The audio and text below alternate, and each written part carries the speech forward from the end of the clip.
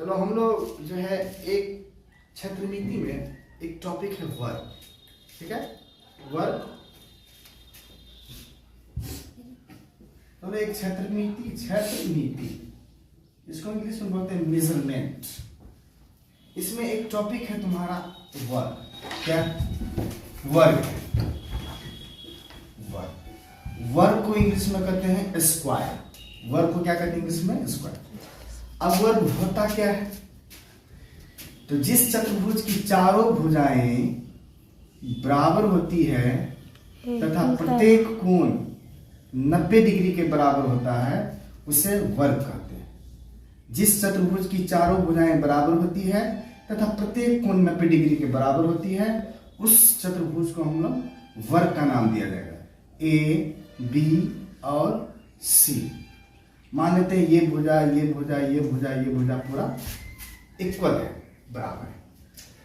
अब मान लेते हैं इस यहां से लेके यहां तक की भुजा को ए मानते हैं और यहां से लेके यहां तक की भुजा को ए मानते हैं।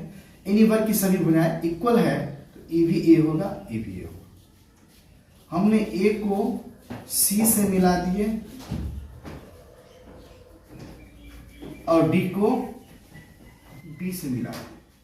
तो वर्ग में दो विकर्ण होते हैं, एक तो बीडी विकर्ण हो गया, एक हो गया एसी विकर्ण हो गया। इसका नाम रखा जाता है, विकर्ण को डायगोनल डी से रिप्रेजेंट करेंगे। और एसी भी विकर्ण है, इसको हम D1 बोल सकते हैं और इसको D2 बोल सकते हैं। ये दो विकर्ण।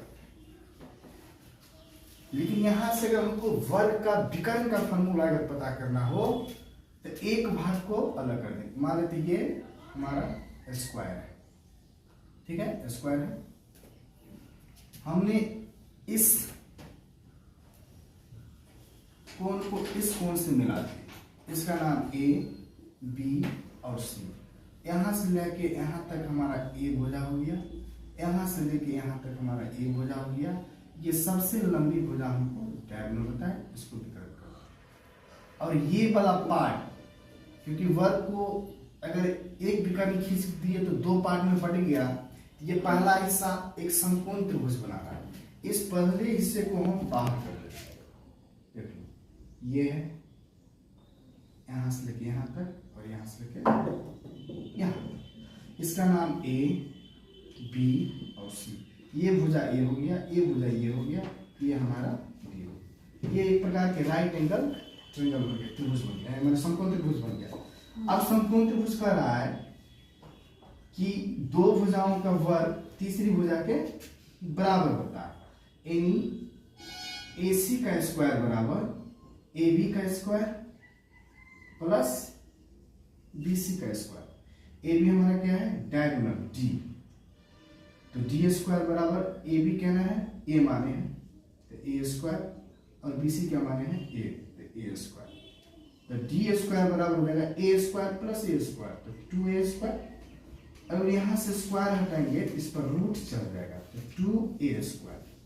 और d बराबर हो जाएगा √2 और a बाहर निकल गया, तो विकर्ण का यहां से हमको फॉर्मूला निकल गया कि वर्ग का विकर्ण बराबर √2 गुने भुजा।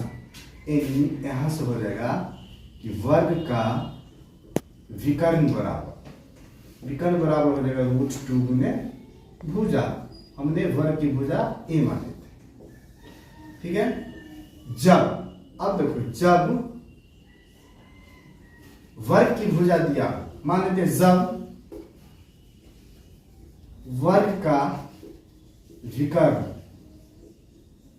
दिया हो तो वर्ग की भुजा बराबर क्या आता है?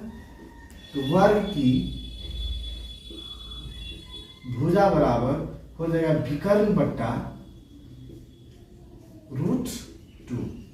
जब वर्ग की विकर्ण दिया तो भुजा निकालेंगे तो विकर्ण बट्टा √2 हो जाएगा।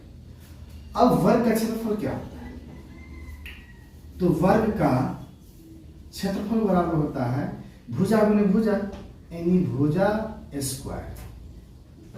वर्ग का क्षेत्रफल क्या होता है? भुजा स्क्वायर। जब वर्ग का क्षेत्रफल दिया, जब वर्ग का क्षेत्रफल